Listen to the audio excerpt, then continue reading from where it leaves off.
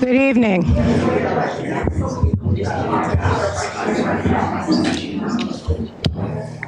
Good evening. Welcome to the League of Women Voters Candidate Forum for the contested races for the office of Illinois House District 83 and the 11th Congressional District. I'll give you a few minutes. Come on in and sit down, guys.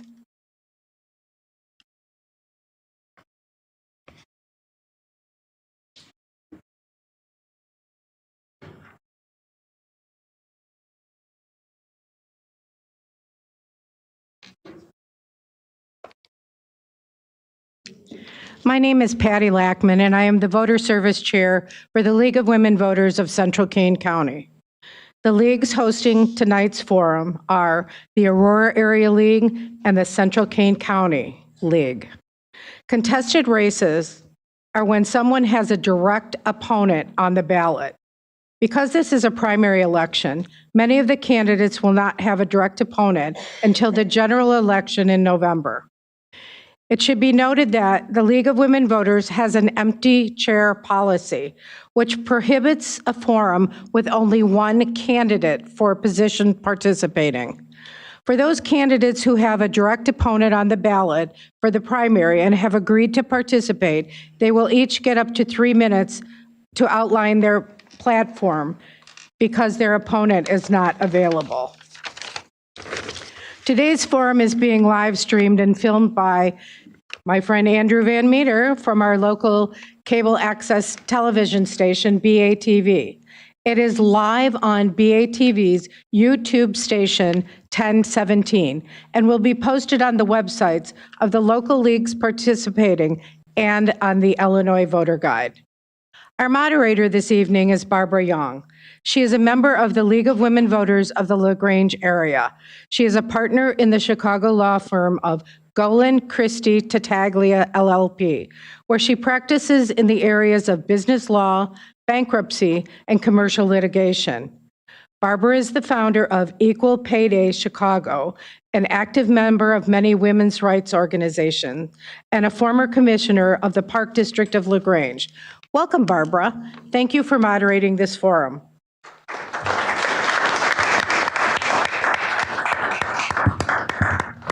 Thank you, Patty.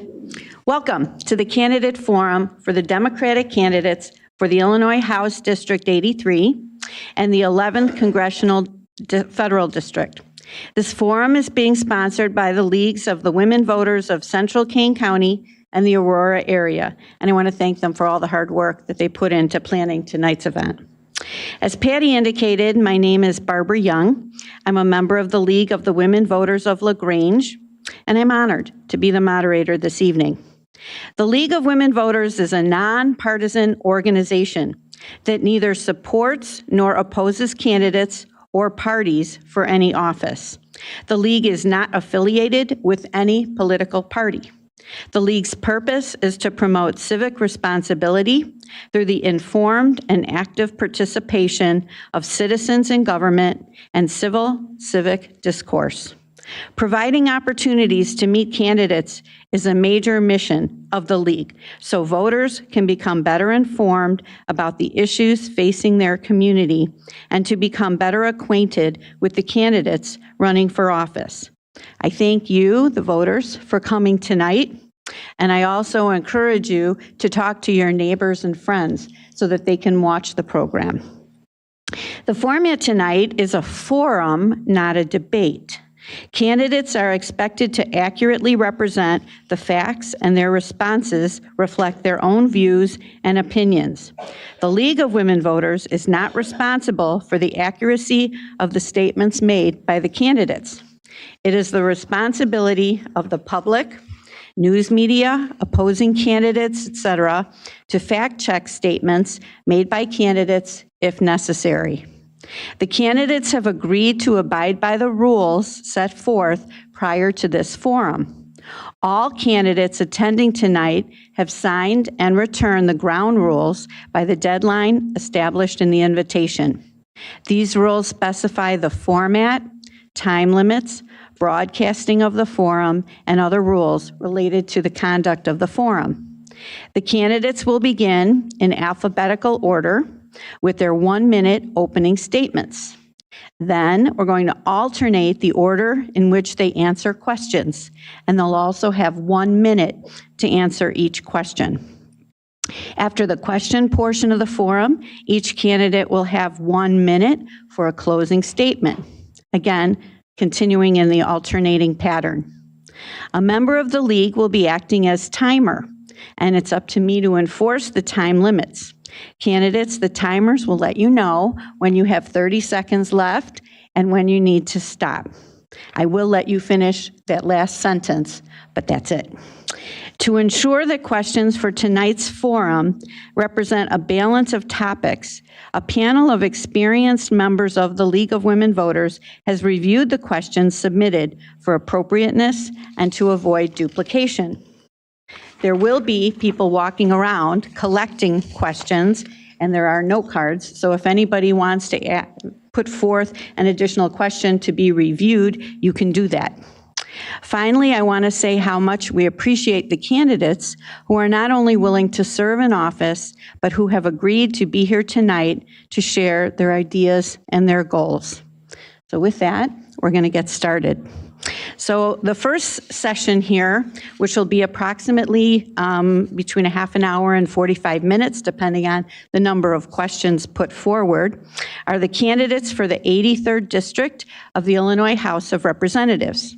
We have two candidates, Arad Boxenbaum and Matt Hansen. And we'll now begin with candidate Boxenbaum with his 1-minute opening statement. So welcome. Yes, thank you all for being here. Thank you to the League for holding this forum. My name is Arad Boxenbaum. I'm a Democrat running for state representative in Illinois' 83rd District.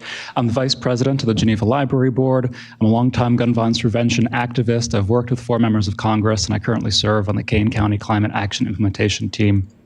I'm running because we need active Democratic leadership in this district. We need a full-time legislator who is ready to fight every day to protect a woman's right to choose, to fight for stronger and smarter gun laws, to fight to protect our environment and our natural resources. And I'm very proud to announce that I've knocked almost 17,000 doors since June. So I am putting in the commitment that we need as a candidate, that we need in Springfield as a representative. So thank you very much. Candidate Hansen, your 1-minute opening statement. Good evening, and thank you for accommodating my service time in Springfield today and rearranging it so I could be here. I'm Matt Hansen. Welcome to the 83rd District of Illinois. This is my first term as your state representative. I look forward to returning to Springfield this upcoming November after the general election to continue the work that we've begun. This district is very diverse in all of its responsibilities to our constituents. We have municipal partners that have different needs. We have schools and park districts that need their respective funding. And we'll continue to work on responsible budgets that allow for each of these entities to find the best programs, the best programming that their constituents need, and we'll do it with compassion too. We will always protect those that need the most help. We will always fund education. And I don't know if he's waving at me. We'll look out for those that need the most help. That's our first and foremost primary in Springfield, and it'll be mine too. Okay, thank you. Now we're going to move into the questions. So question number 1, and this one will be for candidate Hansen. And if you ever need me to repeat a question, just let me know. So the first question is, as District 83 representative, what policy or legislative initiative would be your top priority? It all begins with the budget and finding all the things that fit into there. That said, it's about us, and safety means different things for different individuals. We need safe schools, we need safe communities. We need to make sure that those that are responsible for our safety have the resources that they need.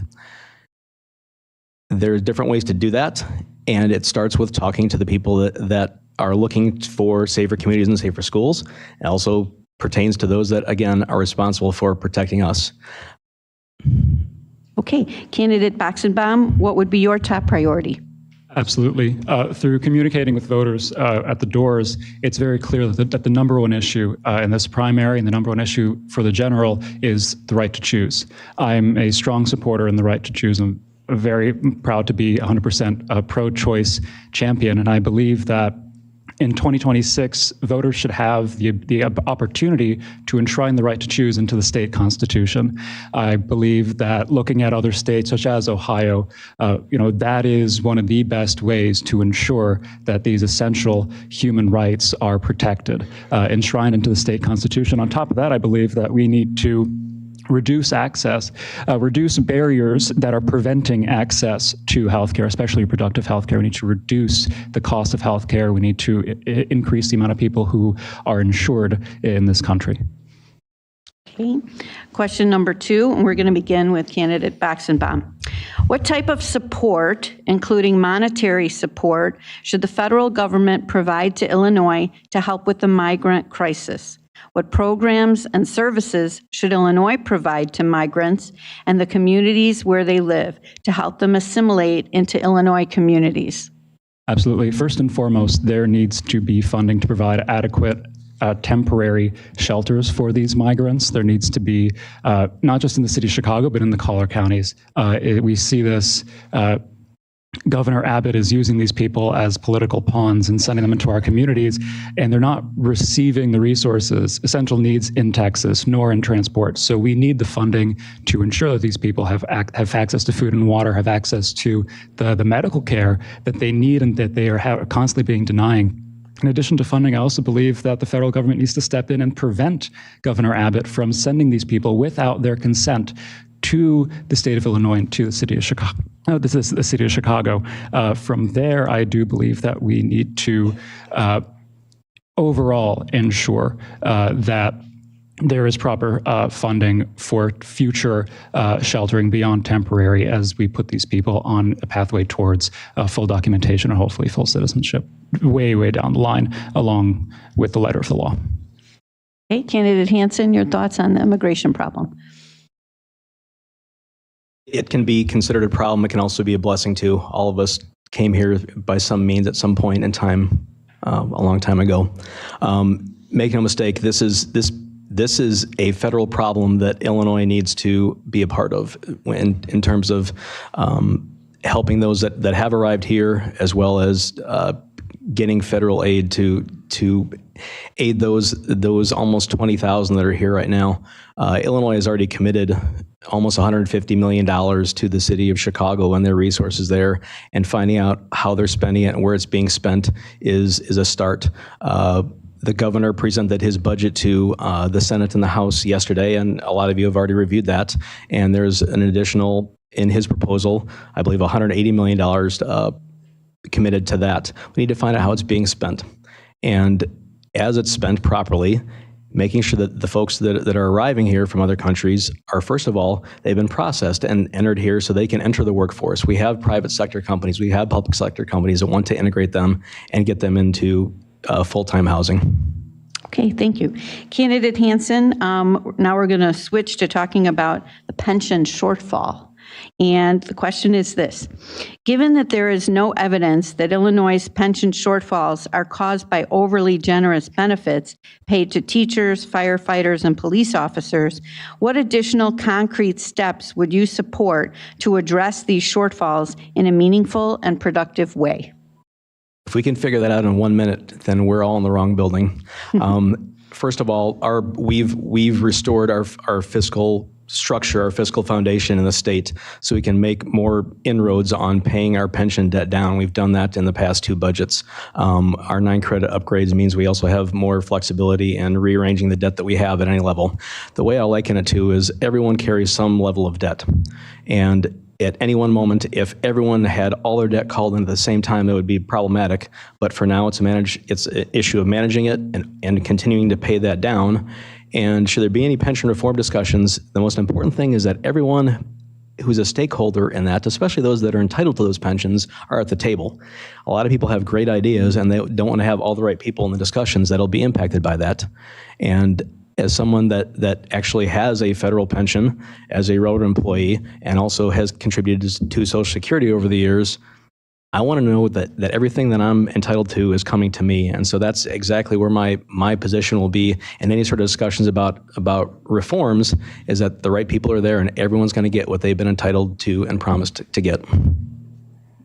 Candidate Boxenbaum, your thoughts? First and foremost, we need to protect people's pensions. That needs to be the number one priority. And it's a huge pipeline issue, especially in education, because the Tier 2 pension system is not adequate enough to ensure a well enough retirement. Our teachers are not paid enough. Their pension plans are not enough to survive, especially with the rising cost of living in this country. We need to continue to work to ensure that those pensions are fully funded and that we maintain the promises that we have made in regards to pension without weakening future pensions. As a young person in the state of Illinois with many friends who are going into education, the lack of adequate pay and the lack of a guaranteed adequate retirement is one of the reasons why we have a teacher shortage. And on top of that, educators in the state of Illinois do not receive a number of different retirement benefits, such as Social Security, and they are oftentimes not aware of that. So we need to make sure that they receive the Social Security that they are entitled to, and that we work to pay down our existing debts. Okay, next question, and again, beginning with candidate Boxenbaum. What is your position on using Illinois tax dollars to support private, religious, and non-religious schools? Absolutely not. I am a product of the Illinois public school system. I strongly support public school teachers. I hope to have kids one day, and I'm going to send them to public schools as well. We should not be spending state funding, public funding, on schools that do not adhere to state regulations. On top of that, these schools openly discriminate, not just against students, but in hiring. We need to ensure that, if Illinois is going to be an inclusive state, that our dollars go to inclusive institutions. We need to ensure that our money is going to making sure that LGBTQ students, that LGBTQ educators, as well as people of color in the state of Illinois, are protected. We also need to make sure that our curriculums are well-rounded, and we rarely ever find that in these private institutions. As long as they don't adhere to state law, to state regulations, and as long as they continue to willfully discriminate, they do not deserve public funding. Okay, and candidate Hansen, your position on using Illinois tax dollars to support private schools? That's unacceptable. Public tax dollars should go ahead and support the public schools that we have and those educators and the opportunities that are there ahead of them. We found that in looking very hard at some of the programs that I believe are referencing, a lot of those kids and those families were already sending their children to private schools even before those scholarships and those dollars were made available. That money can absolutely be reinvested into those dollars, should that program be sunsetted and disappear, can absolutely go back into our education-based funding model, and we've done that. We've added an extra $350 million each of the last 4 years, and that has made an impact in our public school system. There's always ways to find more resources, and there's always ways to do better, and we plan on doing that. There are some things that the governor proposed in his budget that I believe that both chambers and frankly both parties should agree with, and that is funding education at every single level, from pre-K all the way through higher ed and other opportunities that may be there vocationally, but no public dollars should go to private schools. And sticking with candidate Hansen, question 5. In 2021, Illinois passed game-changing climate legislation, the Climate and Equitable Jobs Act. What additional legislation would you support to enhance or expand the provisions of the Climate and Equitable Jobs Act? What changes or amendments would you support to remedy shortcomings in that legislation? Without identifying the shortcomings that you're inferring, I don't know how to properly answer that. I will say that there are some very robust and very interesting goals when it comes to dates that have been assigned to some of the things we want to achieve. There are real challenges to getting to those, to reaching those goals on time. The city of Chicago has one electric bus. We told them in the assembly that you have to have all your buses electrified by 2030.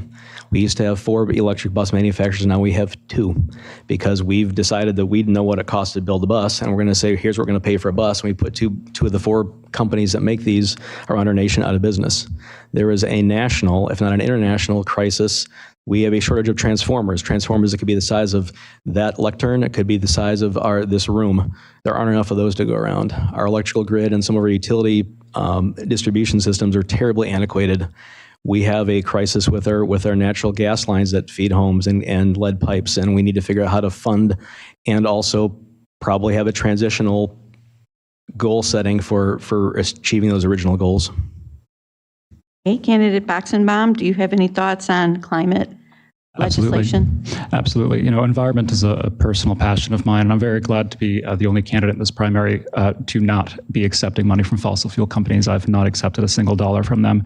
And we have polluters in this district. So first and foremost, future legislation needs to run through this district. There is a HelloFresh factory in Aurora, right off of Orchard Road, that is polluting the air, and there are constituents in the district with lung issues that are struggling to breathe in their own homes. So we need a representative who is going to crack down on pollution first and foremost. On top of that, I strongly believe that we need to overhaul public transportation. Here in Kane County, we do not have adequate public transportation. We have a train line to and from the city, but then in between, it's nowhere near enough. Certainly nothing that is readily accessible for lower income residents, and we need someone who is going to work to improve public transportation, work to improve the overall walkability of the community, make things a lot safer for bikers and for pedestrians. Candidate Boxenbaum, next question. What past experience or educational opportunity has best prepared you for public service? Absolutely. I used to work for Congressman Mike Quigley in his district office handling constituent services. A lot of people don't realize this. One of the biggest things that their representative does is constituent services. When you call your congressman, you call your state representative, fundamentally, you're not having a nice day. Something's going on with health care, immigration, issues like that. So having the compassion and the knowledge of what it's like to be on both ends of the phone, to be in need of help and to be providing that help, first you need someone who is compassionate. They need someone who knows how to get the job done. Having worked in that environment, I know the right qualities and who to hire. I know the importance of it. And I know how essential it is. I've had people cry to me on the phone because their state representative did not handle any kind of constituent services. And it's really disappointing that for a very long time, that was also the case in this district under Republican leadership and also under Democratic leadership. And we need to change that. Candidate Hansen? I will ask to hear the question again. I'm sorry. That's okay. What past experience or educational opportunity has best prepared you for public service? It's been public service, serving on the Kane County Board for a district outside of the current 83rd through the front end of the pandemic. That was really trying times. And we were in a position where most of us didn't know what was going to happen next. And so to have that obligation to meet the immediate needs of our responders and those in charge of our health department, there was real pressure there that I frankly didn't expect I would be confronting as a county board rep. And in our first term here in Springfield as your state rep, there have been other pressures and other experiences too. So make no mistake, there is experience that you can't plan for, but as you work through it and as you work with these different agencies, and that's one of the most important things about our district is the 10 municipalities, all those different entities, those townships, those school boards, those park district boards. How do you work within government that stays away from the hyper-political activity? And whether it be life experience in lobbying for public safety and infrastructure, past experience on the county board, and now with the term in Springfield, I certainly have the experience. Right. Candidate Hansen, some of our constituents are concerned about the gun violence here in Illinois and want to know if you have any plans to try to stem that. Well, thank you. And we need to look at every level of violence and safety. And that was the first thing I mentioned tonight was safety. I'm the only candidate in this race that's been endorsed by GPAC and Giffords, and I understand that my opponent is a very passionate advocate, and I respect that immensely. We have very passionate advocates that spend a lot of time in their working groups in Springfield that we look to for their expertise is how do we craft legislation that can actually be implemented? How do we work with the people that are responsible for removing the guns from the people that shouldn't have them, or any sort of weapons that shouldn't have them? How do we go ahead and fund some of the root causes of any level of violence? Is that mental health concerns? Yes, we can do that. We can continue to make sure that the programs that we have in place are being implemented. We can go ahead and we've committed, or I should say the governor's put extra energy into talking about funding to better promote and to better utilize red flag laws. I agree with that. We just went through the anniversary of the Pratt shooting, and that should have never happened. That person should have never had a gun. Candidate Hansen? Boxenbaum. Or I mean Candidate Boxenbaum. No worries. I'll go again. So my initial background was in gun violence prevention. I used to be in state leadership for Moms Demand Action as liaison with Students Demand Action. Those are two gun violence prevention groups. And I'm very proud to have dedicated many years of my life, going on about 8 years of my life, working for stronger gun laws, calling for an assault weapons ban since before I was even old enough to vote. And what I firmly believe that when it comes to gun violence prevention, what the state needs to focus on now, there's a bill in Springfield right now called Karina's Bill. There are bills like that. We need to work to get guns out of the hands of domestic abusers. We need to work on a bipartisan basis with survivors of gun violence and with gun owners when it comes to safe gun storage, because we need to ensure responsible gun ownership. I come from a family of gun owners, and I can tell from life experience, first and foremost, that we do not have adequate laws that enforce responsible gun ownership. We need to ensure safe storage and getting guns out of the hands of abusers. And staying with Candidate Boxenbaum, what kind of restrictions, if any, do you believe should be implemented with regard to abortion rights?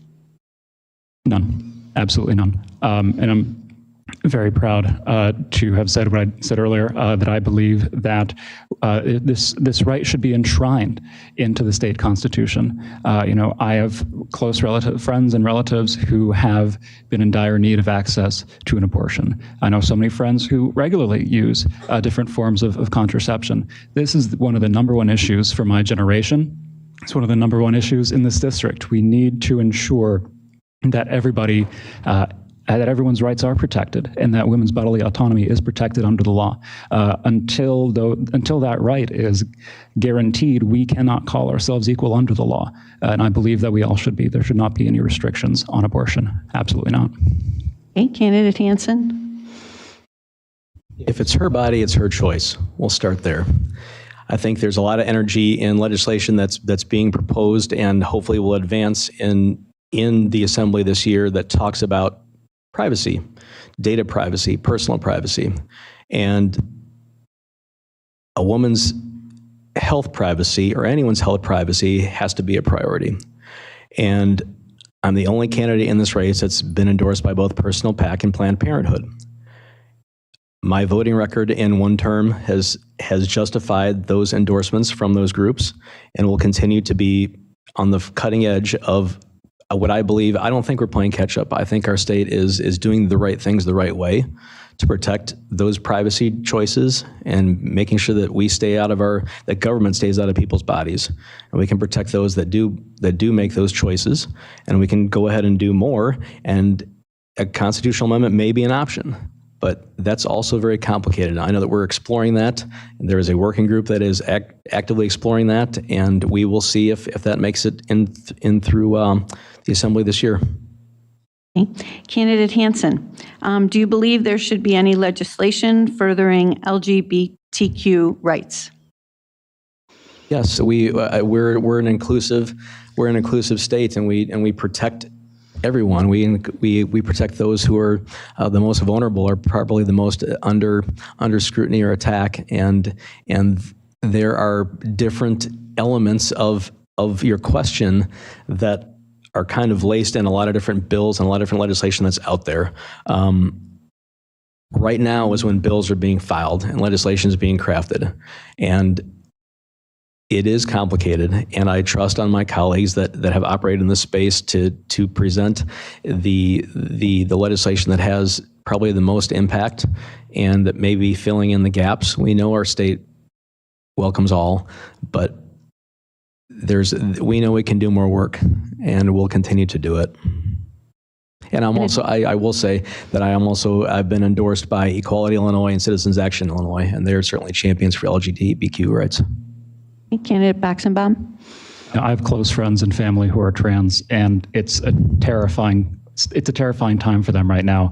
Violence against the LGBTQ community has always been sky high, and it's continuing to rise, even in a state like Illinois. So we need to work to ensure that the trans community is protected under the law. We need to fight back against far-right, inflammatory, transphobic politicians who try to use these people as political pawns. On top of that, access to insurance coverage for essential gender-affirming care is not provided in a way that is affordable for so many in the trans community. We need to work to reduce violence and discrimination against the trans community. We need to work to actually put it not just talking the talk, but we need to walk the walk when it comes to actually including the trans community and making sure that they are protected under the law and that they have the same rights as all of us and the same access to the same resources that we all do. Okay. Next question, staying with candidate Baxenbaum. What reforms to Medicaid would you support to expand in-home care for the elderly and improvements to nursing and long-term care facilities? Absolutely. There are, for me personally, I'm reminded of how this is another area where the state of Illinois has a serious pipeline problem. One, the benefits that are provided to caregivers is not enough. The pay is not enough. And then for those who are beyond, those who go into healthcare as a profession are dealing with the rising cost of getting a degree in that field. We need to expand existing grants when it comes to those who are trying to get a degree in the healthcare field. It's not adequate enough. We need to work to honestly have some form of loan forgiveness, student loan forgiveness, and ensure that it's economically feasible to work in healthcare, that you can make a living wage, that you can afford to retire, that you can afford the degrees necessary to work in there. So that's my belief. Okay, candidate Hansen. I agree with the governor in that he proposed $104 million for a new program that will increase access and service to almost it'll be upwards of 50,000 seniors, but probably closer to 70,000 seniors. We are here, the district does include Kendall County, but here in Kane County, we are it. That trend that you hear coming, that our aging population is outgrowing our younger population is true. It's not a maybe someday, it's here. We're the first of the callers that can actually say that. We can use that based on census data from 2020. Here in this area alone, we have a rapidly growing senior population, and that will always be a priority of mine and in my budgetary requests, and also incentivizing people to join the industry and to make that a career profession. And we know that that career profession is not going to go away. As that population grows, we're going to need more of those professionals, and we'll need a lot of them in a hurry. There are also bills being floated around, and I say that casually because there are ways to incentivize them just by increasing their pay, and can't wait to get back to work. Okay, and this is the last question I have for you. And again, we'll start with candidate Hansen. Do you believe there is rampant political corruption in Illinois? And if so, what should be done to stop it? Well, the answer to the question is no, but there's always going to be people that find loopholes in anything, in any set of rules that are out there. I think rampant corruption, I think that the answer is no to that. Do I think we can do more? Yeah. you want to keep a close eye on who's doing what, and the one thing that we've done, and I realize some of the things that maybe led to that question. Well, they're no longer here, and they're in big trouble. And one of the things that we've done is we do have a new legislative inspector general who is a former federal judge, and he kind of means business. And I think that both parties would agree that he's the right person to keep an eye on all of us in Springfield. You said political corruption. I mean, there's a lot of different units of government. I don't know what other places will do. It's not a hard look up to see that when I was in the Kane County Board, I called out our county board chair for a very oddly timed contribution he took right in the face of a big vote that was coming for the entire county. So I've called that out when I've seen it. Candidate Boxenbaum. I don't believe that it's rampant with corruption, but I still believe that we need to take steps to improve the transparency and help actually increase the public's faith in our elected officials. I do not believe that somebody should be speaker for longer than a decade. I personally believe that we need to have term limits, not just for leadership, but term limits for membership.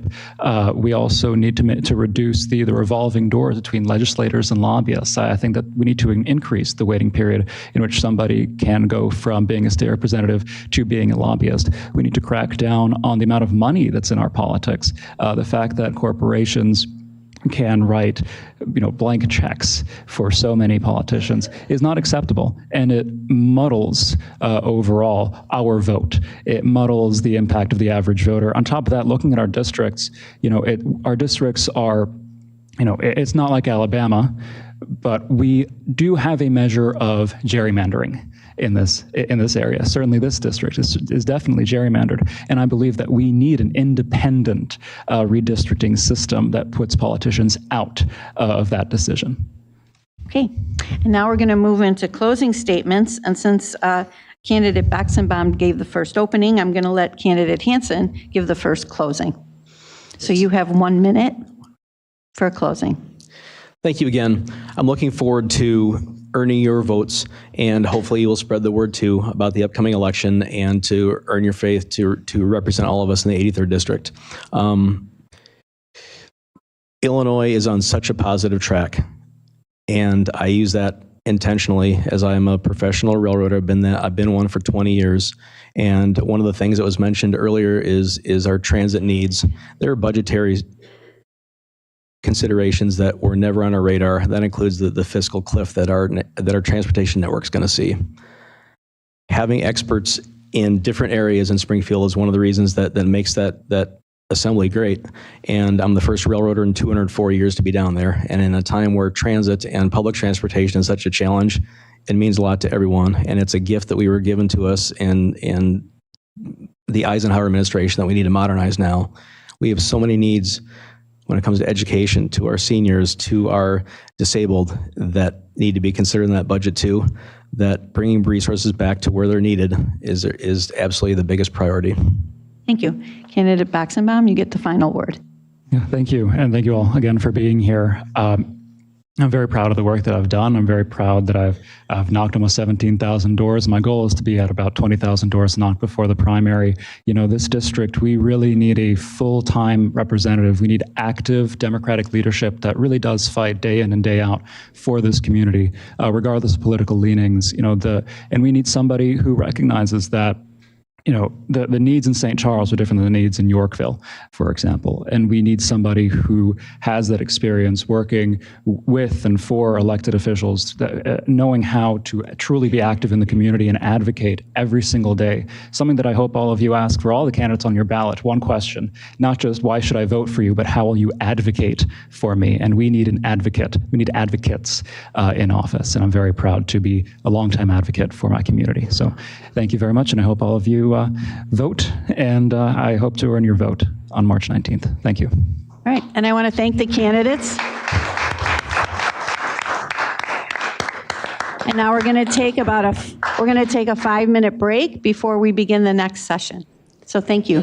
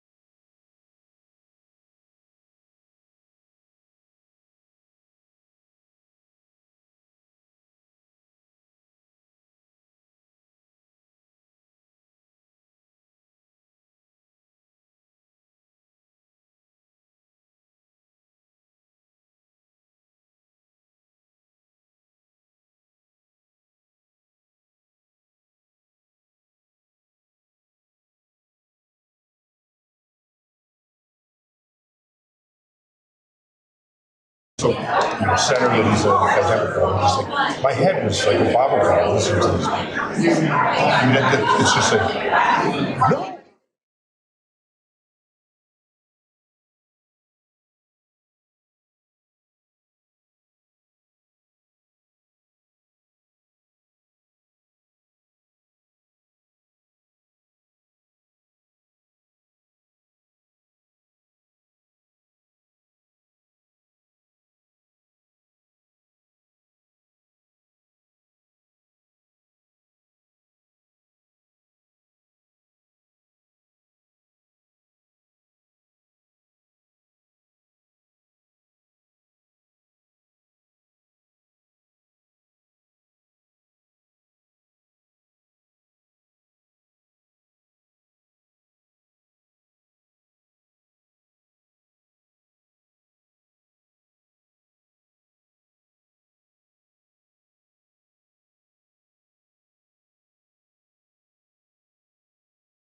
If everyone could take their seats. So when she negotiated with Exxon and Mobil, was that for the oil rights and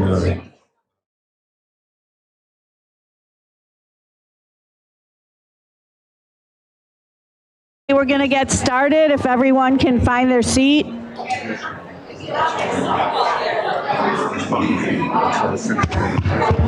How do I make this louder? Oh, I don't know how. I don't know. Controlling the volume. Thank you.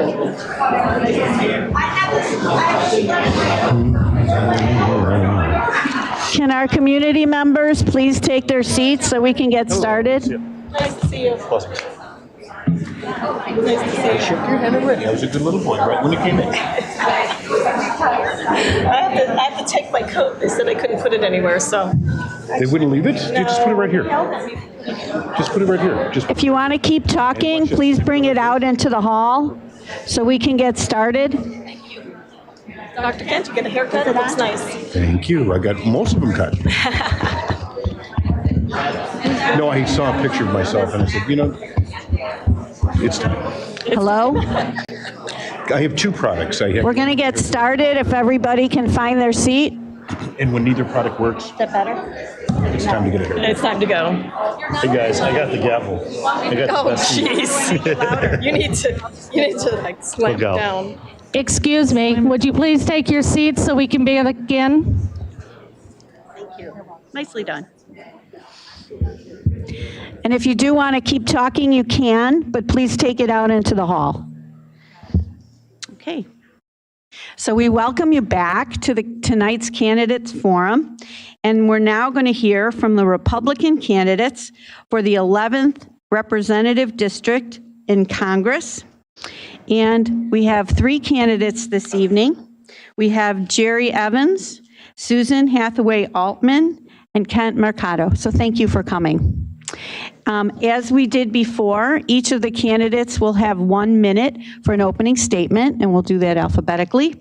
Then we'll get into our question and answer period, and then we'll have closing statements from the candidates. So we're going to begin with opening statements from candidate Evans. Welcome. Thank you. Good evening, everyone. My name is Jerry Evans. Just wanted to thank the League of Women Voters for putting on this forum. I am a husband, a father, a small business owner, as well as an educator. And I believe in the hope and the promise of America. And I want to help make the 11th Congressional District one of the best places to raise a family, start a business, and for people to experience their dreams. I want to make sure that we're fighting to secure our southern border to stop illegal immigration and the human trafficking that is also happening at the southern border. I want to fight to go ahead and lower inflation and stand for a free economy where everyone has an opportunity to succeed. I also want to make sure that I'm fighting for educational opportunity for students and families, as well as making sure that money is following students and not systems. I've been very thankful to be endorsed by a number of leaders like former Chief Justice of the Illinois Supreme Court, Bob Thomas, as well as Senator Craig Wilcox, former Bolingbrook Mayor Roger Clare, and Naperville City Council Member Josh McBroom. It's an honor to be here. It'd be an honor to have your vote. We've been very thankful to have raised over $200,000 in the first 3.5 months of our campaign to have a good foundation. Thank you again. Okay, and candidate Hathaway Altman, your opening statement. Well, thank you. Thanks, League of Women Voters. I appreciate being here and having this great opportunity to speak. I'm a respected business leader for over 32 years in corporate America. I'm a chief sales and strategy officer for a large software company and a small business owner as well as an owner of a nonprofit. And I love this United States of America, and I love the Constitution, and I believe that our Constitution protects our citizens of the United States. It holds us close and it protects us. And we need to abide by our Constitution and protect our Constitution. So that's why I'm running, to deliver change in 3 major areas: border security, academic excellence, and a robust economy. I have lots of significant endorsements from District 11 policymakers like Senators Don DeWitt, Dave Severson, and Chris Lawson, the treasurer of Kane County. And I'm a committeeman in Western Kane County. I do a lot of community work, such as working with seniors in long-term care facilities. Thank you. Okay, Candidate Mercado, your opening statement, please. I'm Dr. Kent Mercado. I'm a physician, an attorney. I'm a humanitarian, a father, a husband, and a businessman. I've been blessed to have served the 11th District for over 30 years in many, many different capacities. I also work in a lot of first response activities, particularly in natural disasters. I was able to get funds and beds to 1,000 hospital beds for Katrina. I personally performed amputations as a surgeon in Katrina, and I've also had an opportunity to donate $10 million worth of supplies for Pakistan. My big goal is to focus on kitchen table issues, cost of living, education, and safety. That is what I'm focused on. I'm not worried about some of the polarizing issues whatsoever. I think that there's a lot in this area, in this district. It's a swing district, and I do believe there's plenty of people that would prefer somebody who can go ahead and listen. Okay, now we're going to move into our question and answers. Excuse me. And we're going to start with candidate Hathaway Altman. And this first question has several parts, so I'll try to break it up for you. But they want to know, what's your position on additional military aid to Ukraine and Israel? And the first question is, should military aid to these countries be considered separately or together? Oh, thank you. Okay, well, the first piece is that obviously we would not be in the situation that we're in if we had a strong federal government. So that is one of the reasons that I am stepping up here to actually go to Congress and to be one of the very strong leaders in Congress that can focus on peace, because that is what we are missing. We focus on peace by doing the things that I do every day in business, and that is really focus on policies that enact change with money, right? With policies around tariffs and sanctions and all of those things so that the bad actors don't bubble to the top. So now we've got 3 bad actors: Russia, Israel, we've got, Russia, Ukraine, and Iran. Russia, Iran, and China, As far as the position to military aid in Israel and Ukraine, they should be separate. I feel that there's a lot of unaccountable dollars to Ukraine. Yes, we should provide at some point, but we need to focus on the U.S. first, and on Israel, we definitely need to support our ally. And as I said, it would be separate. Okay, and next, candidate Mercado, same question. What's your position on additional military aid to Ukraine and Israel, and should these countries be considered separately or together? Well, I understand the need for global peace and stability and the need to help our allies. I do believe that you can have military aid, but only old equipment and other things along those lines. I don't want to give any money to particularly the Ukraine, where we don't even know where much of those funds that we had sent. They only made, their gross national product is $60 billion. We just sent them over $100 billion. That's more than their national budget. Anything that should be done separately. and very, very carefully. I do support Israel, and I do believe that they need to defend themselves, but I don't believe that anything other than military aid should be given. Okay, Candidate Evans? Thank you. First off, I really believe we need to have a strong national defense and have a peace through strength philosophy with our national defense. And the lack of that during this current Joe Biden administration obviously invigorated Vladimir Putin and the Russians to invade Ukraine, and that's been very, very sad. I believe that specific bills for aid to different countries should be considered separately. First off, Israel has the right to exist. Israel has the right to defend itself.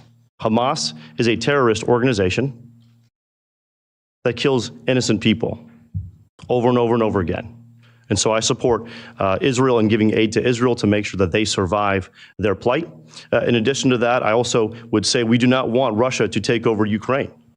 And obviously, we need to be a good partner supporting Ukraine. But I would also agree with Speaker Michael Johnson that because of how much we've already given Ukraine and the lack of accountability, we should not give any more aid until we secure our southern border, because that is a significant humanitarian crisis happening right now.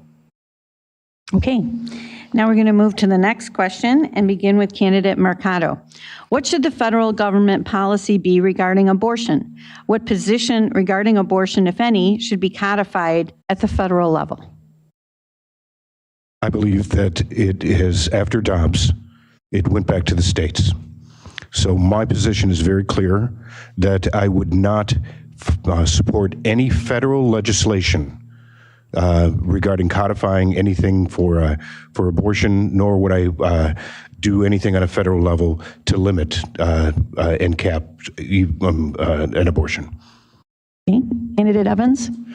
Yeah, first off, I want to let you know that I was very, very happy that the Dobbs decision in the U.S. Supreme Court overturned Roe versus Wade, because I believe that Roe versus Wade was a decision based upon judicial activism. I believe that Dobbs got it right. It also returned the decision back to the states.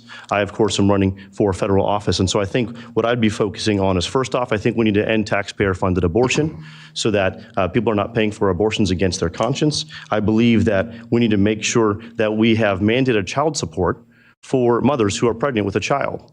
And so if there's a man who has gotten a woman pregnant, I believe that that man should be paying child support right away, because obviously that would be very important. In addition to that, I would care tremendously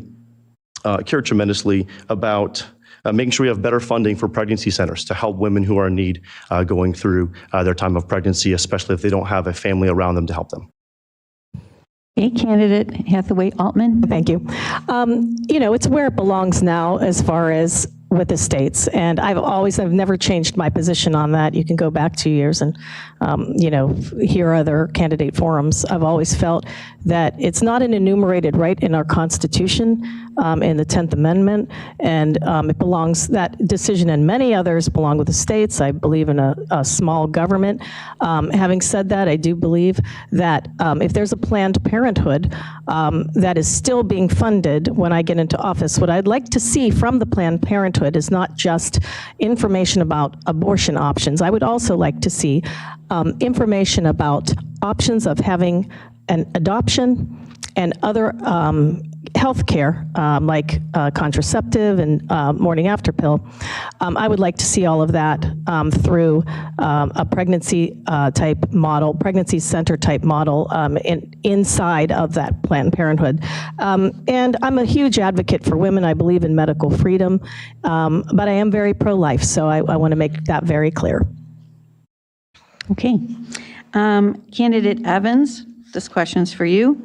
Do you agree with the Republican Party's position on revoking the Affordable Care Act on grounds that it interferes with individual health care decisions? What I would say is that we need to make sure that we have good healthcare access here in America. I think that's very, very important. And I think also we should make sure that we are protecting pre-existing conditions and protecting those people who are having a difficult time. I myself have been through a very, very difficult time at certain points in my life in terms of health. And I know what it's like to be down and out and need help when it comes to your health and need help from the community around you. And what I would say is that I do not know all the specifics regarding that specific action right there, but what I would say is that, and I think that when it comes to let's say the abortion issue or other things like that, I think again this decision, the decision by the Dobbs decision was rightfully decided, put back to the states. And I think when it comes to abortion issues, I'm going to be focusing on the policies that I mentioned before, which is ending taxpayer-funded abortion, as well as making sure we're helping mothers who are pregnant and making sure we get that mandated child support for pregnant mothers. Okay, candidate Hathaway Altman. Well, I have a very capitalist view on healthcare. I don't feel that healthcare should be, other than, and I'll explain that in a second, those that truly need it. Healthcare should be provided by companies, and they should be at certain standards, and each company should have their own right as far as what is extra that they can offer, right? So that is a very sound strategy. And then as far as veterans, senior citizens, people with very bad medical problems that can't work, folks that have some mental disabilities, they should all be protected by our current Medicaid, Medicare system, and we should continue to provide all of the resources there so that they are protected under those actual policies. Okay. Would you be so kind to repeat the question? Sure. Do you agree with the Republican Party's position that the Affordable Care Act should be revoked because it interferes with individual health care decisions? I do not believe that you can revoke the Affordable Care Act. It is very, very, very, it's now an entitlement. And there are many problems that I have with the Affordable Care Act, but you need to keep it and you need to work on the aspects that are good and then eliminate some that are bad. One of the things you need to do is offer across the line state options, because some states do this very well. Most states don't, but you can follow the lead of the examples and work to repair it and help it. I'm a subject matter expert on this. I've actually met with and written policy specifically on the Affordable Care Act and how to improve and embellish it on both the state and the federal level. This is something that I'm very familiar with, and I will make sure that we get the system working well. In 2010, 80% of the doctors were independent. By 2017, over 80% of the doctors were employed physicians. It has completely changed. You cannot go back to the old system. Okay. Next question, and we're going to begin with candidate Hathaway Altman. Immigration issues have clearly reached a crisis level. If you ask to be part of a congressional team to design a comprehensive plan to deal with immigration, what components would you support in a plan? Well, the first thing we need to do is focus on border security. So we absolutely need to address what's going on at the border, the southern border, but also our northern border.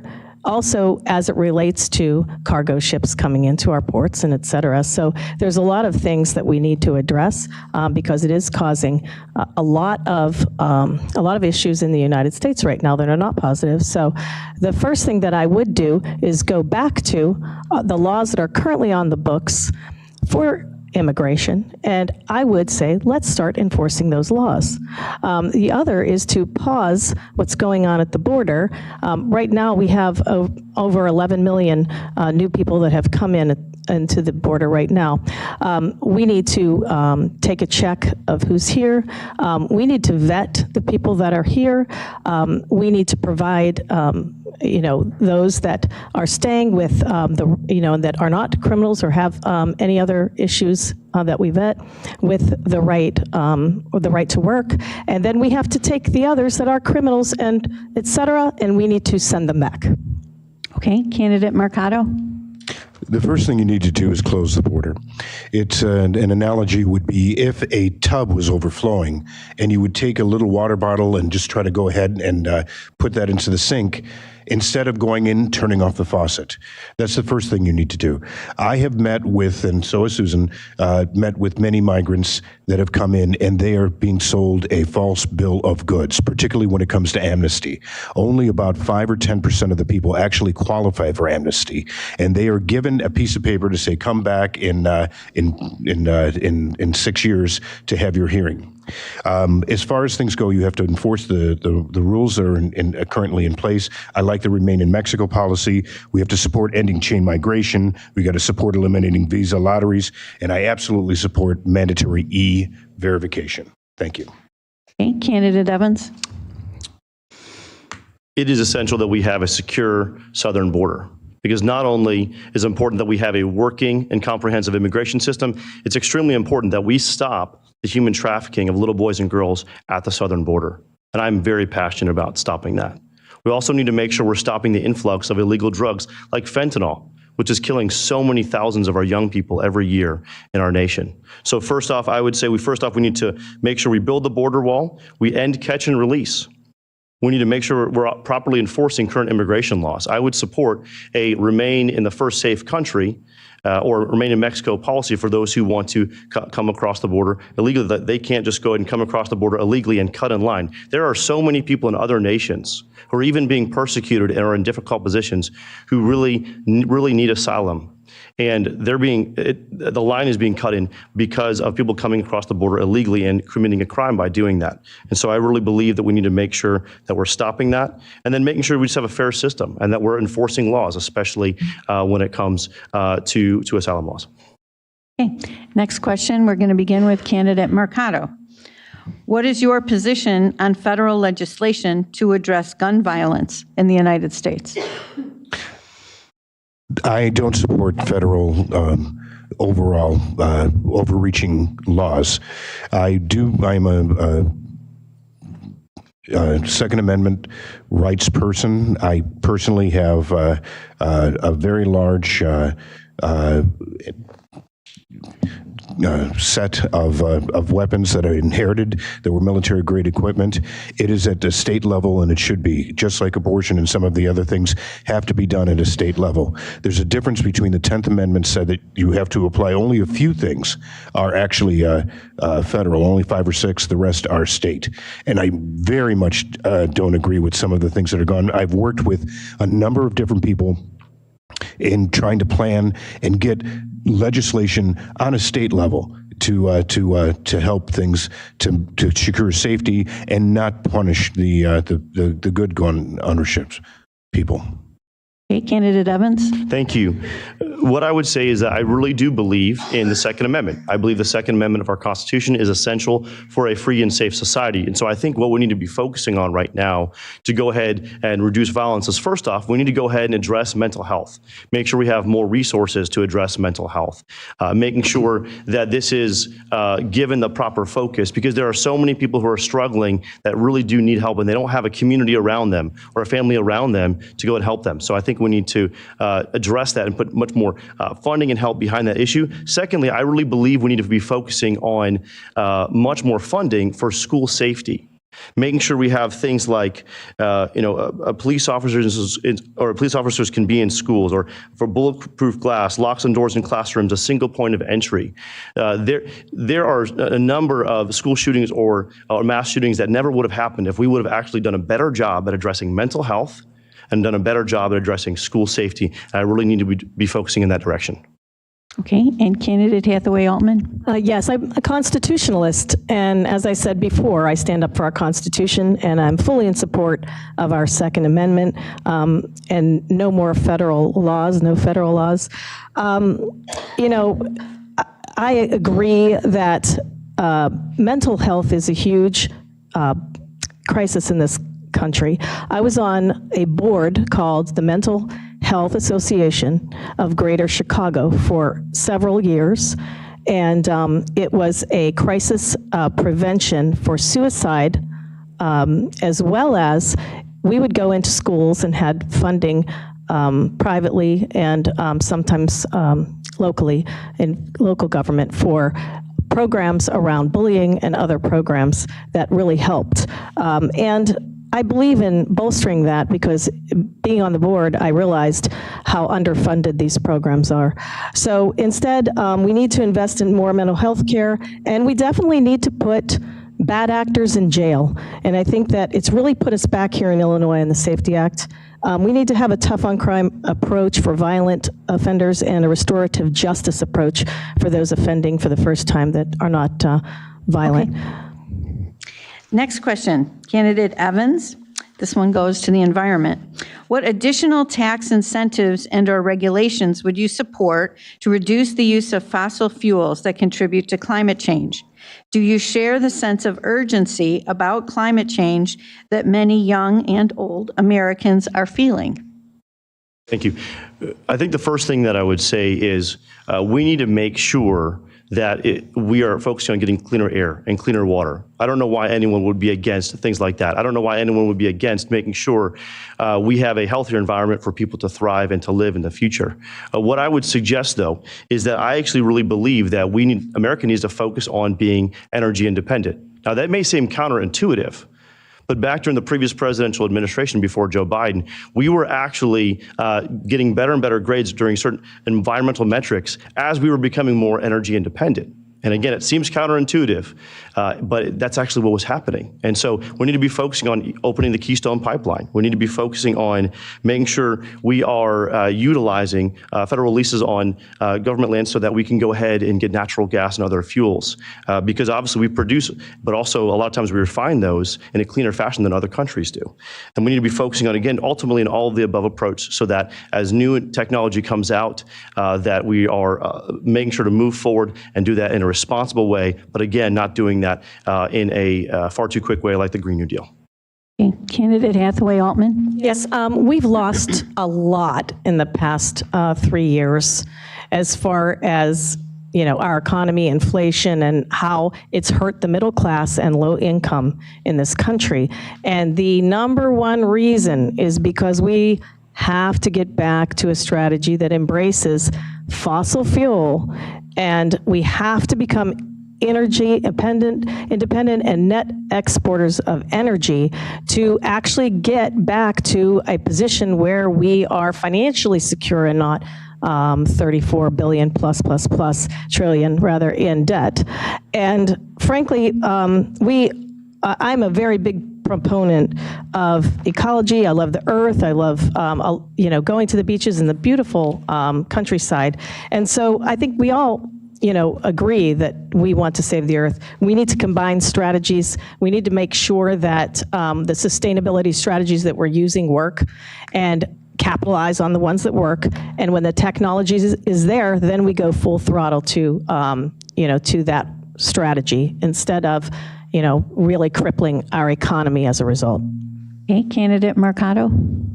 No, I believe that we have an impact on the environment with the man-made aspect, but certainly not at the rate that we have been told at all. I was told that by 2012, both New York and Miami would be underwater. I am the medical guardian for my adult learning disabled cousin who lives down in Florida, and we were on the beach just last month. There was not off of the second floor. I realized that we have to be good to the earth and be very helpful.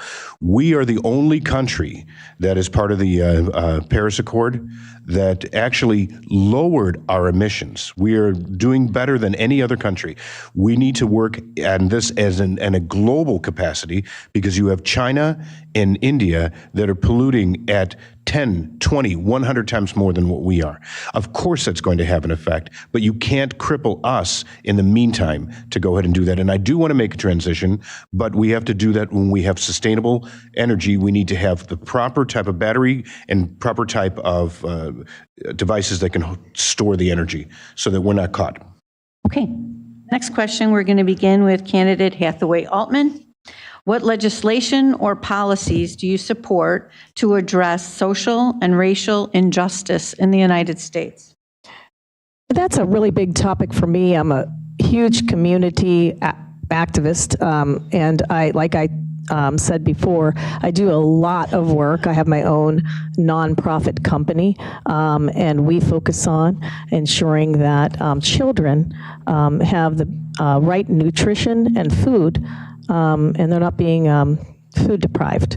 So I do a lot of work with, these groups, whether it's social, and race.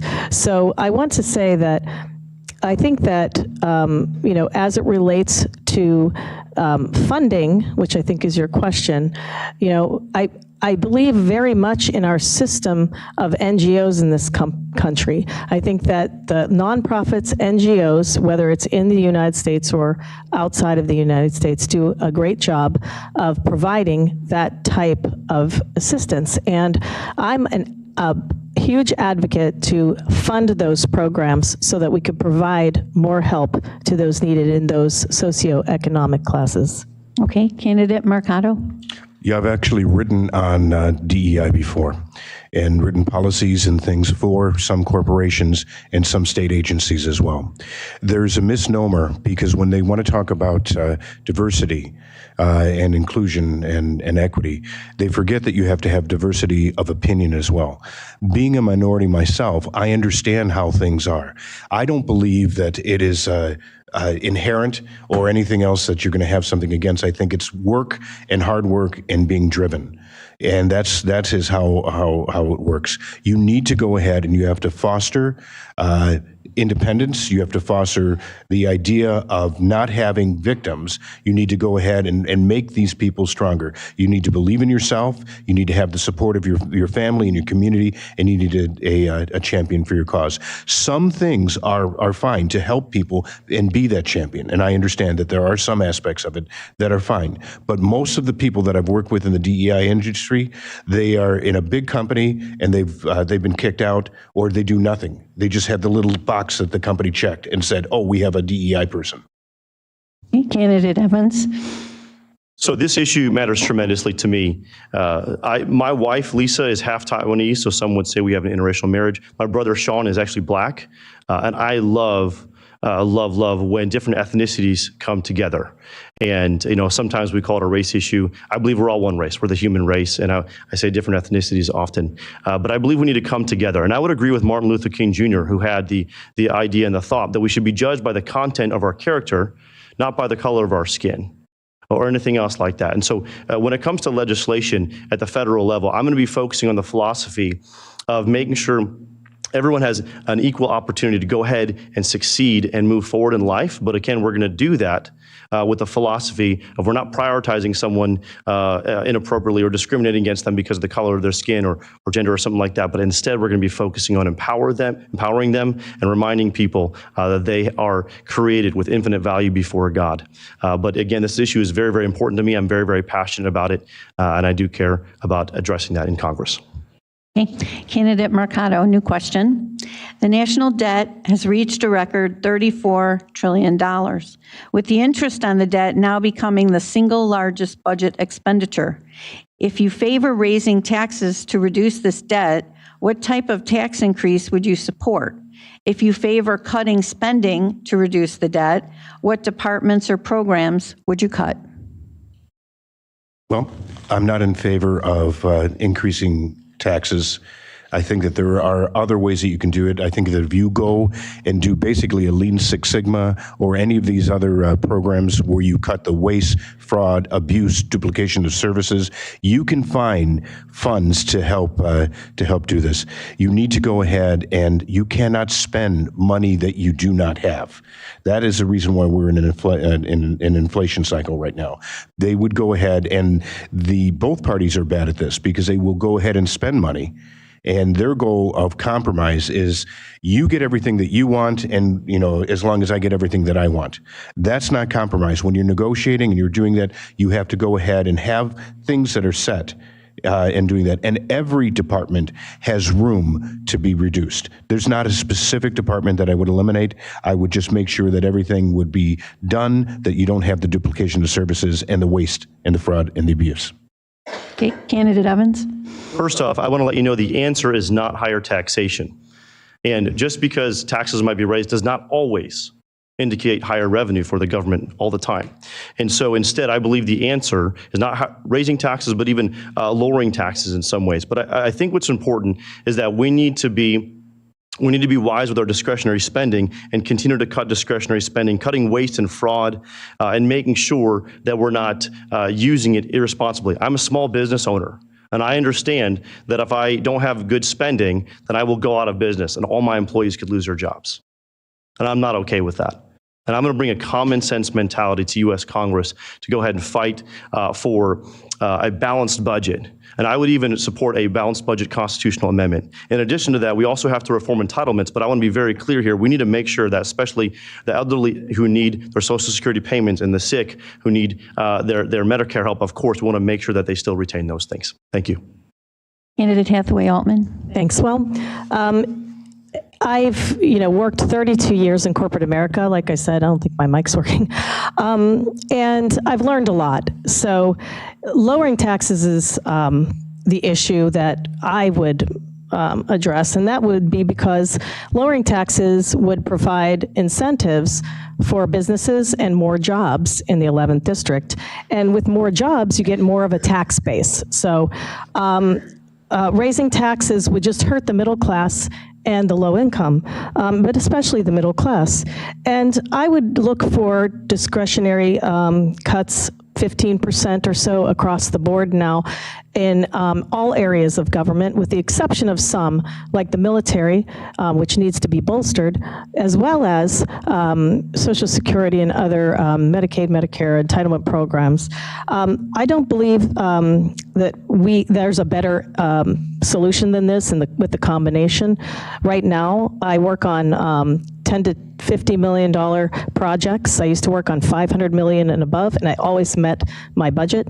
And as far as the constitutional amendment, oh, sorry, Ronald Reagan couldn't pass one. I don't think we can pass a constitutional amendment, although, that would be nice. Okay. Next question, we begin with candidate Evans. Do you support increasing foreign aid to countries whose citizens are fleeing to the United States because of drug cartels, poverty, and human rights abuses?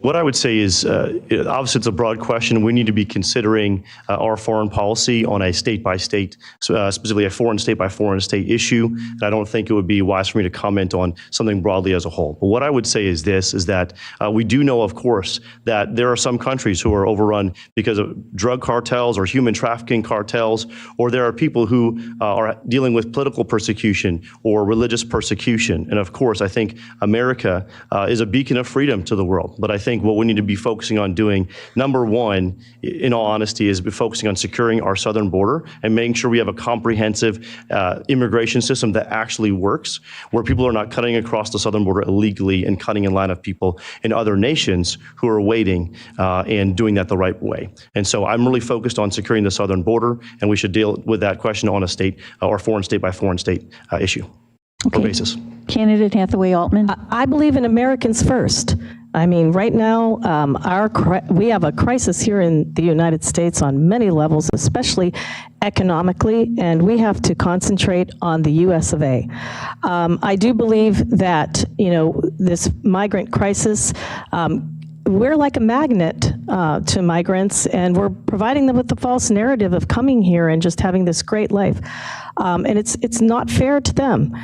We have NGOs, we have, we've got the UN, we've got others, groups, major groups providing lots of money, billions, offering passage to the United States through our wide open southern border. And again, that's not fair to them. But it's also not fair to our communities to have buses of migrants come into the 11th district when we're not prepared and we don't have the budget for it as well. But the only people and the only place that this can be solved is federally. Okay, candidate Mercado. Well, I believe that this is an issue that would be better addressed more on the United Nations level, instead of having the United States, as we always do, pay more than our fair share. I would say that when they were worried about China and having to go ahead and how you have different building blocks and supply chain things, they were talking about moving some of these away from China, and they were saying, well, maybe we can move it to Malaysia or Vietnam. If you want to do that and help the economies, maybe you can go ahead and bring that supply chain to Central America and Mexico, so you can bring back the jobs there so that they don't have to come here.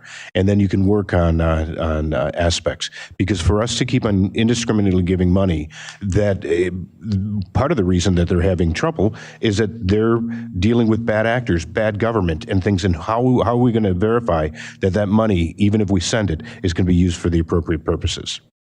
Okay, next question. Candidate Hathaway Altman. What federally funded policies could be implemented to improve or reform education for K through 12?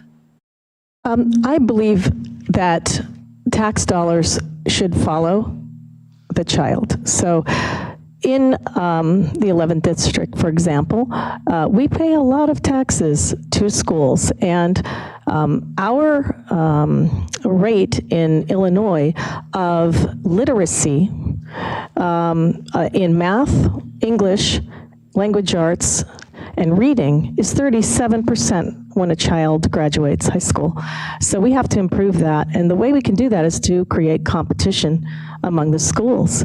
And I also believe that, we have to focus on academic excellence. There are many countries passing us up, China and others, many other countries, Japan, passing us up every day in academics. We need to really make sure that we focus, and I do believe the competitive nature of school choice would create that environment. Candidate Mercado. Repeat the question one more time. Pardon me? Please repeat the question one more time. You said on federal dollars or federal? What federally funded policies could be implemented to improve or reform K through 12 education? Well, one of the things that you can do, as far as not necessarily only K through 12, but we need to have a strong foundation for education. And there are many different aspects that we can do. If we're going to be competitive in the world market, we have to go ahead and compete with them at similar levels. Many people, or many post degrees, they're done at 16 years old, and they can start medical school at 16. We have to wait until we're almost 22 or 24. And if we're going to do that, many of the other degrees are only 4-year degrees. As far as going back, I feel that you need to have opportunities and apprenticeship programs and bringing back vocational training into the school systems. That's something that's very important. I believe in school choice. I believe in charter schools. I believe in a lot of different things. And I do agree with some of the other candidates that you can have the monies follow the child. Those are some of the things that I would prefer to do. Okay, Candidate Evans. Thank you. I believe that education should be centered on the student, and it should be centered as well on the parent who is over that student. And so first off, I really believe that we need to make sure that money is following students and not systems, and we need to be empowering school choice. And there are so many people, whether they be in middle-class families, especially those who might be in poorer backgrounds, where they're in a single family home and they're just struggling to put food on the table, and they're in an area where their school is not succeeding, and they're trying to find a way out to go ahead and succeed and do better than the previous generation and their family. And I want to let you know that I think it's very, very important that we empower those children, especially in poor backgrounds, to have other opportunities, whether it be a charter school or some other private school or something else like that. As well as we need to be focusing on making sure that we are teaching valuable knowledge and skills like math, reading, or art, keeping political indoctrination or other social indoctrination viewpoints out of the public school system, because I know sometimes the Department of Education will actually tie funding to certain schools if the school doesn't follow the Department of Education exactly the way they want with that political viewpoint. Thank you. Next question, Candidate Hathaway Altman. How do you plan on working with the Democratic congressional members to legislate productively? Thank you. Well, I think that, that's my unique skill as it relates to my opponents here today on this table and in this room. And it's all around the skills that I have collected over 32 years of being in business, both with very large companies as well as I'm with a software firm that's, we are very competitive and constantly have to reinvent ourselves every day. And within those skills are negotiation skills, collaboration. Every day I'm getting people on my side to make decisions that maybe they wouldn't want to make. So it's the art of the sale, as they say. I do feel that we need unity in this country. That's why I stepped up to run for office because I feel that we are too polarized and that we do need to work together effectively to pass the right legislation, not for us and, like, I'm not doing this for myself. Don't want power, money, or fame. I'm doing it for all of you. And we need to represent our constituents and what they say, not what we feel. Okay, Candidate Mercado. Well, I concur with that we have to represent the constituency that's out there. We have a very diverse community here. I feel that I'm the best qualified regarding this because I've written policy, I've presented it at a state and a federal level, and I've had to work with both parties.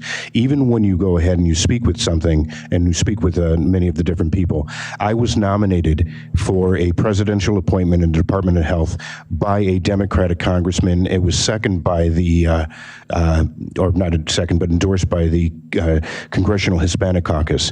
I was honored by that thing because I know that I can work with that. And I told him, I said, you realize that I'm right-leaning, that I'm, right-leaning. It's like, yeah. Well, this is an issue that has to do with health.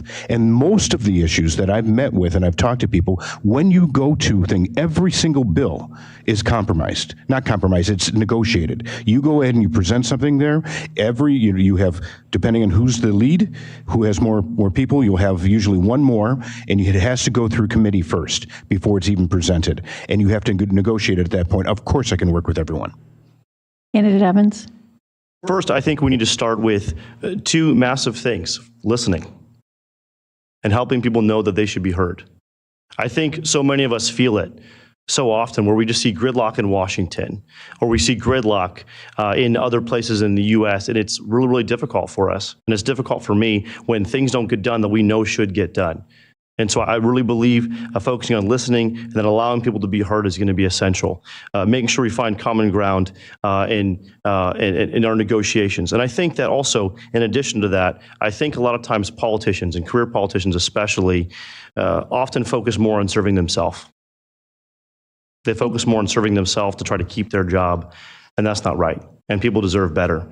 And so I want to go to U.S. Congress and represent this district to serve other people. Even if it's extremely difficult, I want to do that. And I want to make sure that I have strength and resolve to do what's right. Thank you. Candidate Mercado, next question. What can Congress do to make campaigns more fair and equitable?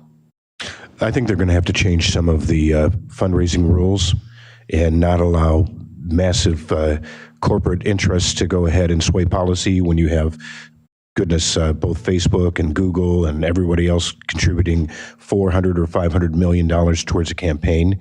I think that definitely sways that. We need to go back to a grassroots ability. I think we have to stop a lot of the excess spending. There's no reason that these campaigns should be $2.5 or $3.5 or $5 million to go ahead and run for an office. Even for a state senator, people spend over $1 million nowadays.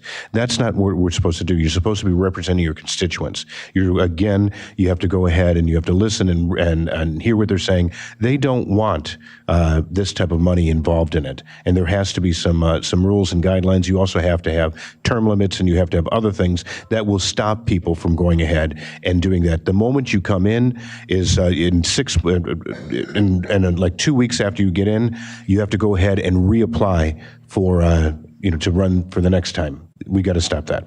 Okay, Candidate Evans.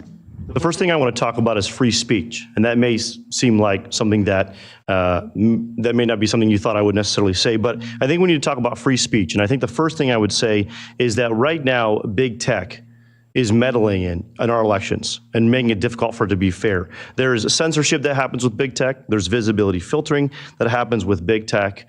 And not every candidate is given an equal opportunity when it comes to big tech. And so I think that U.S. Congress needs to address and look at that issue just to make sure that it's not an uneven playing field in an improper way. In addition to that, I actually really think that we need to be focusing on making sure we have things like term limits, but also in addition to that, I think just making sure people still have free speech. People can speak with their mouth, they can speak with their actions, they can speak by doing door knocking for a candidate, but also they can speak by giving financial resources. And of course, I do think it's important that people have the ability to give financial resources and speak that way. Okay, Candidate Hathaway Altman. I'll just add, I think that the campaigning process should be looked into. I do believe that it should be fair and equitable, and that we should level the playing field. And what I mean by that is, if you look at different people that are coming from the state that truly love this country, truly love this state, giving them all the same means to be able to campaign and to tell you about themselves, that's very difficult. It takes a lot of time, a lot of money. People like me, a single mom, that it has to work, right? I can't set aside my job. I'm a chief sales officer. They need me, and I need the job. So, it is one of those things that should be looked at, that everybody is on the same level playing field in all aspects. Okay. And now we're going to end with, we began with Israel, we're going to end with Israel. And it's a two-part question. And one is, do you advocate for a ceasefire on behalf of Israel against Gaza? And two, do you support us sending aid to Gaza? Good question. I'm glad we're talking about this. First off, like I mentioned earlier, Israel has the right to exist, and Israel has the right to defend itself. Hamas is an evil terrorist organization that continually murders people consistently. And I want to let you know that Israel obviously has the right to not only defend itself, but also go after eliminating Hamas. Hamas uses its own citizens in Gaza as political pawns. There were times where during this conflict where refugees wanted to get out of certain areas of Gaza and get to safety, and Hamas actually would not let them. Hamas is evil. And when Hamas gets an opportunity to go ahead and get aid dollars, you know what they do? They don't use it for their citizens. They use it for more other weapons of warfare or opportunities to try to murder innocent Israeli civilians. And so I believe we need to stand with Israel against as they standing up against Hamas. Thank you. Okay, Candidate Hathaway Altman. My general answer is we need peace through strength. I don't believe in wars. I don't want anyone to die, and it's unnecessary. This administration has put the United States in a very weak position, and the bad actors have raised up, and they are, taking over, and it's not right. We've emboldened them with money. We've emboldened them with power, and now we're in conflicts, some regional, some local, and some and it may be, another World War III before you know it. But as far as the ceasefire is concerned and aid to Gaza, this is a humanitarian crisis on both sides. I was talking to Naperville City Council a few nights ago.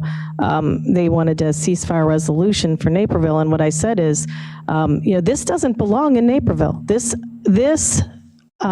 belongs miles and miles away, thousands of miles away, not here. And just quickly, I would provide aid to anyone that's suffering, that's innocent. I feel the NGOs with mercy ships and et cetera would be able to provide the aid in like the port of Said in Egypt and other places. And I think... Okay, I got to cut you off there, okay. But thank you. Candidate Mercado. It's a two-part question. At some point, I would believe that the war will end, and I'm not calling for a ceasefire at this point. If it continues on for a longer period of time, of course. As of right now, the Palestinians are not being accepted into into Jordan or into Libya or into Egypt, and they've been offered that. They're not following through with that. So there's a lot of things. The Gaza Strip is literally 10 miles wide by about 30 miles long. It is a very small area. They have 2 million people in that region. It's very difficult to do that. The monies that they have received, which were supposed to be for humanitarian aid. By the way, I do not support money for Hamas at all. I do support money and humanitarian aid for the Palestinian people. I also will support funding for some type of rebuilding and infrastructure. Well, we've covered a lot of subjects, and I want to thank the candidates for doing that and bearing with us. And now we're going to turn into closing statements, and we're going to go in reverse order. So we're going to begin with Candidate Mercado. I remind you, you have 1 minute for your closing statement. I'm Dr. Kent Mercado, and I'm running for Congress in the 11th District. Thank you again for allowing me to participate in this forum. But I will say that with my background as a physician and an attorney, as a father, as a businessman, as a husband, for almost 32 years, we're going to have our 8th anniversary on February 29. I do believe that I can bring skill sets, knowing that I've already written policy, I've presented policy at a state and a federal level. I've been at hearings where people were arguing back and forth, the cameras go off and they're buddies. But I can tell you right now that I know that I have the skill set because I've done negotiations, I've written policy, and I know the material well, and I've spent a lot of time talking to thousands of people, listening and hearing what they say, and they want me to focus on kitchen table issues of education, safety, and cost of living. Thank you. Okay, Candidate Hathaway Altman, your closing statement. Thank you. I just want to say thank you for this forum and so many to get my message out. I'm blessed in so many ways. We're battling for the soul of this country, and I'm going to stand up for all of you and for the United States of America, and we are going to be strong again. And I will say that, there's so much heart in the 11th district. I've been out knocking doors and calling and, doing so many things with all of my campaign people. And I've just met so many of you, and everybody's nice. And I will say that I have a very strong heart. I'm a mother of 9, was a mother of 9 foster children. I adopted one of them. I've got 3 kids of my own that are incredible. And I will tell you that that you need somebody with that heart and soul that cares about you, cares about America, and cares about the 11th district. I'll roll up my sleeves. I'm going to work as hard as I possibly can. I'm going to use all those skills that I have in corporate America to apply to this district and to really turn around the economy and everything that's going on that affects you every day. Thank you. Okay, and the final word, Candidate Evans, your 1-minute closing. Yeah, my name is Jerry Evans. I'm a husband, father, small business owner, as well as an educator. And I believe we can make this district one of the best places to live, to grow a family, to start a business, and for people to experience their dreams. And I want to help make that possible. I want to let you know that I want to serve out of a genuine desire to serve, not for myself, but for others. And that's how my wife and I, that's how we live our life. I will fight to make sure that we secure our southern border, a fight for a free economy, fighting for making sure we have good public safety as well as educational opportunity. And I want to let you know that I believe that with the fundraising we've done, we've raised the resources necessary to go ahead and win this district and flip this district. But I know that so many of us just want things to happen in Washington. We want people to stand up and have the resolve to do what's right. I believe I have that. So I'd like to ask you to come join me. Thank you very much. Thank you. And before we conclude, real quickly, I wanted to let you know that we're going to take another 5-minute break, and then we're going to come back for a 3-minute statement by the Democratic candidate, Qasim Rashid. So I hope you'll stay for that, because his opponent, Bill Foster, was unable to attend this evening's forum. So 5 minutes. Thank you, candidates. I appreciate it. Thank you. Thank you. Blessings to you. Thank you. Nice job, Doctor. Thank you. Okay. And as I said before, we're now going to give candidate Qasim Rashid our attention. He gets 3 minutes to give an outline of his platform for candidacy, and that his opponent, Bill Foster, was unable to attend this evening. So unfortunately, we can't do questions and answers, but we do give him an opportunity to share his views. So candidate Rashid, it's all yours. Thank you for this opportunity. Thank you to all of you for coming out this evening and participating in our democracy. This is how we strengthen our democracy. So my deepest gratitude to you and to the League of Women Voters of Kane County. My name is Qasim Rashid. I am a Democrat and human rights lawyer running for U.S. Congress here in the 11th District of Illinois. I grew up in this district, and I'm an immigrant to this country. We grew up in the 90s in DuPage County, and like many immigrant families, we went through some hard times. I spent most of my 90s living in Section 8 housing, working since I was 15, relying on food stamps. And I think I began to understand very early on the need for us to have better systems to protect working people. It wasn't until my wife and I got married now almost 17 years ago that she encouraged me to go to law school that I got involved in human rights law and found my true calling.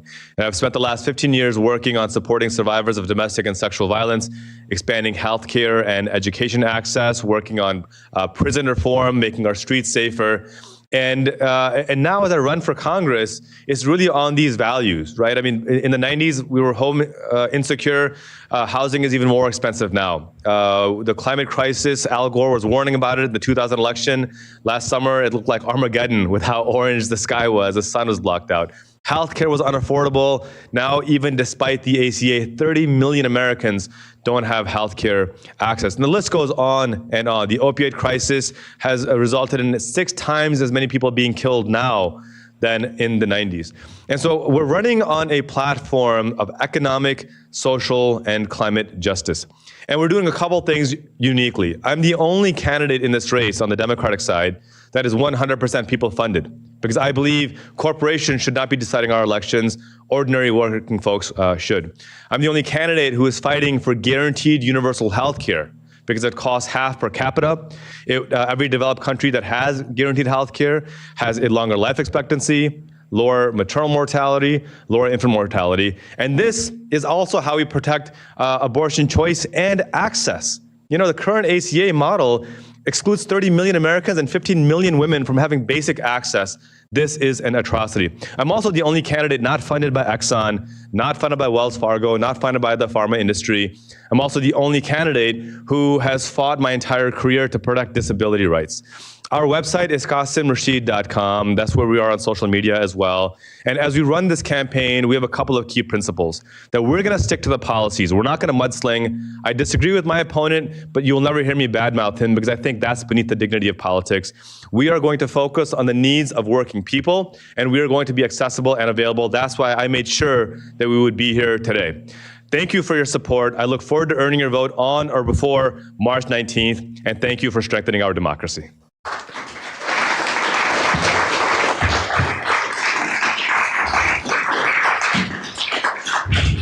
I want to thank candidate Rashid and all of the candidates tonight for coming and sharing their views.